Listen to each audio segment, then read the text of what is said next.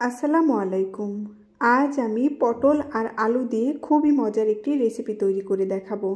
তার জন্য এখানে আমি পটল আর আলু এমন করে কেটে নিয়েছি। চলুন তাহলে শুরু করা যাক। এখানে আমি একটি বাটি নিয়ে নিয়েছি। এবার এর মধ্যে দিয়ে দেব পেঁয়াজ কুচি, কাঁচামরিচ কুচি, দিয়ে দেব হলুদ গুঁড়ো, স্বাদ অনুযায়ী লবণ, দিয়ে দেব অল্প পরিমাণে তেল। এবার হাত দিয়ে সকল উপকরণগুলো ভালোভাবে মেখে নেব। মাখানো হয়ে গেছে। এবার এর মধ্যে দিয়ে দেব 2টা ডিম। একটি কাঁটা চামচের সাহায্যে মশলার সাথে ডিমটা ভালো মতো মাখিয়ে নেব। মাখানো হয়ে গেছে। এবার এটা আমি সাইডে রেখে দেব। আমি চুলায় একটি প্যান বসিয়ে দিয়েছি। এর মধ্যে দিয়ে দেব অল্প পরিমাণে তেল। তেল যখন হালকা গরম হয়ে যাবে মাখিয়ে রাখা ডিমটা দিয়ে দেব। ডিম এক পাশে ভাজা হয়ে গেছে। এবার রোল করে নেব। অল্প আঁচে উল্টিয়ে পাল্টিয়ে ডিমটা হালকা লালচে কালার করে ভেজে নেব। এভাবে ডিম দিয়ে পটল রান্না করে দেখবেন, বাড়ির সবাই চেটে পুটে খাবে। দেখুন ডিম ভাজা হয়ে গেছে। এবার ডিমটা আমি উঠিয়ে নেব।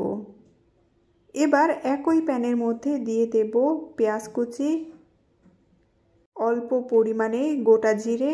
এবার অল্প আঁচে নেড়ে চেড়ে পেঁয়াজ হালকা করে ভেজে নেব। পেঁয়াজ হালকা একটু নরম হয়ে আসলে এর মধ্যে দিয়ে দেব অল্প পরিমাণে পানি।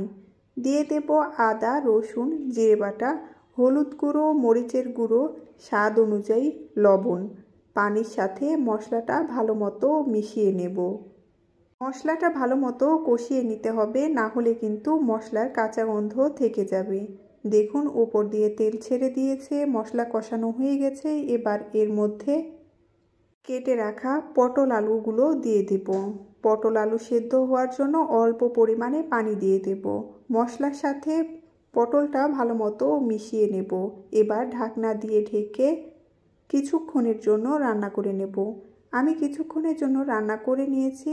দেখুন পটলের মধ্যে থেকে পানি অনেকটা শুকিয়ে এসেছে। এবার এর মধ্যে ঝোলের জন্য পানি দিয়ে দেব। আবারও সব কিছু নেড়েচেড়ে পানির সাথে ভালো মতো মিশিয়ে নেব। এবার আগে থেকে ভেজে রাখা ডিমগুলো দিয়ে দেব। ডিমগুলো আমি এমন ছোট ছোট টুকরো করে কেটে নিয়েছি। এবার ঢাকনা দিয়ে ঢেকে অল্প আঁচে 4-5 মিনিটের মতো রান্না করে নেব। ঢাকনা উঠিয়ে মাঝে মাঝে নেড়ে দিতে হবে, না হলে কিন্তু নিচে লেগে ধরবে। দেখুন রান্না হয়ে গেছে। এবার চুলা বন্ধ করে দেব। তৈরি হয়ে গেল খুব সহজে এবং খুবই মজাদার আলু পটল দিয়ে ডিমের রেসিপি। ধন্যবাদ সবাইকে।